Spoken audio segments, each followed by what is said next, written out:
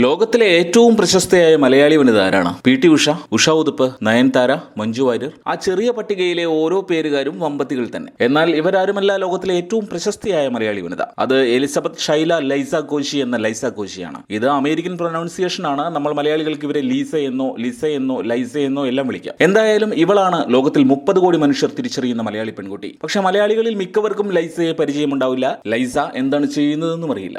Let's do it. Oh wow, I'm really white. I suddenly feel privileged.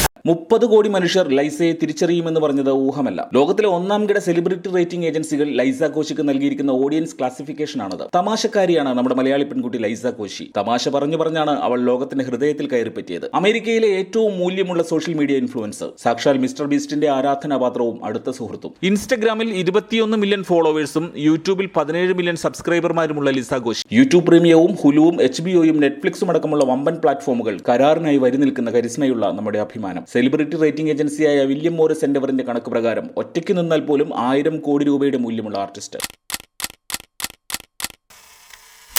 മലയാളിയായിട്ടും നമ്മളിവിടെ അറിയാതെ പോയല്ലോ എന്ന് ചിലരെങ്കിലും കരുതും. പാതി മലയാളിയാണ് ലൈസ. അവളുടെ പിതാവ് ജോസ് കോശി തനി മധ്യ തിരുവിതാംകൂറുകാരൻ മലയാളിയാണ്. അമേരിക്കയിലെ ഹൂസ്റ്റണിൽ പെട്രോളിയം കമ്പനിയിൽ എക്സിക്യൂട്ടീവ്. അമ്മ ജർമ്മൻകാരി ജീൻ കോശി ഹെർട്സ്ലർ. 1996 മാർച്ച് 31 ലൈസയുടെ ജനനം. പഠിച്ചതും വളർന്നതുമെല്ലാം അമേരിക്കയിൽ ടെക്സസിലെ ഹൂസ്റ്റണിൽ. പഠിക്കുന്ന കാലത്തെ തമാശകൾ പൊട്ടിച്ച് സഹപാഠികളെ രസിപ്പിക്കുന്നതിൽ പ്രത്യേക വിരുദുണ്ടായിരുന്നു ലൈസയ്ക്ക്. പൊക്കം കുറഞ്ഞ നിഷ്കളങ്കമായ മുഖഭാവത്തോടെ തമാശകളും പ്രാങ്കുകളും ഒപ്പിക്കുന്ന ലൈസ കോളേജിൽ താരമായി. യൂണിവേഴ്സിറ്റി ഓഫ് ഹൂസ്റ്റണിൽ മാർക്കറ്റിംഗ് സ്റ്റഡീസിന് ചേർന്നെങ്കിലും ലൈസയുടെ ഉള്ളു നിറയെ ഹോളിവുഡ് ആയിരുന്നു. മാതാപിതാക്കളുടെ ആശീർവാദത്തോടെ തന്റെ 18-ാം വയസ്സിൽ ലൈസ ടെക്സാസ് വിട്ട് കാലിഫോർണിയയിലേക്ക് പോയി. ലോസ് ആഞ്ചലസ് എന്ന മായാനഗരത്തിൽ അവളുടെ ഭാഗ്യം തേടിയിറങ്ങി. അവിടെ കാര്യങ്ങൾ അത്ര എളുപ്പമല്ലെന്ന് ലൈസ ആദ്യമേ മനസ്സിലാക്കി. സ്വന്തം വഴിക്ക് പരിശ്രമിക്കാനായിരുന്നു അവളുടെ തീരുമാനം. യൂട്യൂബ് പോലെ അമേരിക്കയിൽ പ്രചാരത്തിലുള്ള വീഡിയോ ഷോർട്ട് ഫിലിം ഷെയറിംഗ് പ്ലാറ്റ്ഫോമായിരുന്നു അക്കാലത്ത് വൈൻ. ലീസ എന്ന പേരിൽ ചെറിയ കോമിക് വീഡിയോകൾ സ്വയം ഷൂട്ട് ചെയ്ത് ലൈസ വൈനിൽ പോസ്റ്റ് ചെയ്തു. 2017 വൈൻ പ്ലാറ്റ്ഫോം ട്വിറ്ററിന്റെ ഭാഗമാക്കി അടച്ചുപൂട്ടുമ്പോൾ ലൈസയ്ക്ക് അതിൽ 7 മില്യൺ ഫോളോവേഴ്സ് ഉണ്ടായിരുന്നു. നമ്മുടെ കലിപ്പനും കാന്താരിയും ടിക്ടോക്ക് പൂട്ടിയപ്പോൾ പെട്ടുപോയതുപോലൊരു ശൂന്യതയിലേക്ക് ലൈസ വീണു. ലൈസ യൂട്യൂബിലേക്ക് ചേക്കേറി. അധികം വൈകാതെ യൂട്യൂബിൽ ലൈസയ്ക്ക് ബ്രേക്ക് ത്രൂ കിട്ടി. അറിയപ്പെടുന്ന ഡെമോക്രാറ്റ് പക്ഷക്കാരിയാണ് ലൈസ.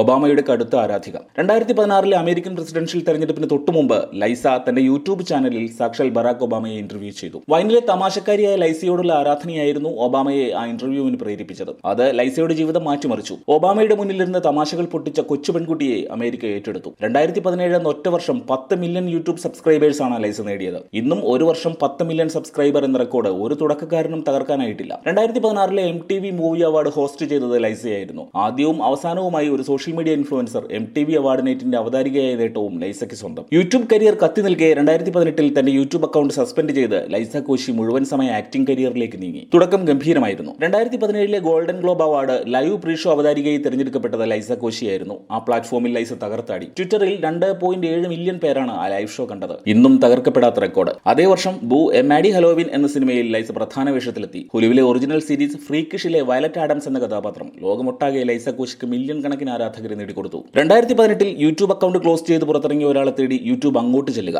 അങ്ങനെ ഒരു അത്ഭുതവും ലൈസയുടെ കാര്യത്തിൽ സംഭവിച്ചു. ലൈസയെ തിരിച്ചു കൊണ്ടുവരൂ എന്ന മുറവിളി ഹാഷ്ടാഗുകൾ കൊണ്ട് യൂട്യൂബിന്റെ ട്വിറ്റർ ഹാൻഡിലുകൾ നിറഞ്ഞപ്പോൾ അവർ ലൈസയുമായി കരാർ ഒപ്പിട്ടു. അങ്ങനെ ലൈസ ഓൺ ഡിമാൻഡ് എന്ന യൂട്യൂബ് പ്രീമിയം ചാനൽ രൂപപ്പെട്ടു. 2018 മുതൽ ഇന്നുവരെ ഈ പ്രീമിയം ചാനലിന് ഏതാണ്ട് 300 കോടി വ്യൂസ് ആണ് ലഭിച്ചത്. കരിയറിൽ ഇതുവരെ ഒരു കറുത്ത പാടില്ലാത്ത സെലിബ്രിറ്റിയാണ് ലൈസ കോശി. അമേരിക്കയിൽ ഇത് അപൂർവമാണ്. സാമൂഹ്യ സേവന രംഗത്തും അവർ സജീവം. അമേരിക്കയിലെ ഹോംലെസ് പോപ്പുലേഷന് വേണ്ടി ഫണ്ട് റൈസിംഗ് നടത്തുന്ന ഗിവിംഗ് ഗീസിന്റെ അമരക്കാരിയാണ് ലൈസ. ലൈസയ്ക്ക് മലയാളം അറിയാമോ, കേരളത്തിൽ വന്നിട്ടുണ്ടോ തുടങ്ങിയ ചോദ്യങ്ങൾക്കെല്ലാം ഉത്തരം തേടി ഒരുപാട് ഫോറങ്ങളിൽ ഞാൻ അലഞ്ഞു. ഇതുവരെ കൃത്യമായ ഉത്തരമൊന്നും ലഭിച്ചിട്ടില്ല. തന്റെ പിതാവിന്റെ വീട്ടിലേക്ക് നിരവധി തവണ ലൈസ വന്നിരിക്കാമെന്നാണ് കരുതുന്നത്.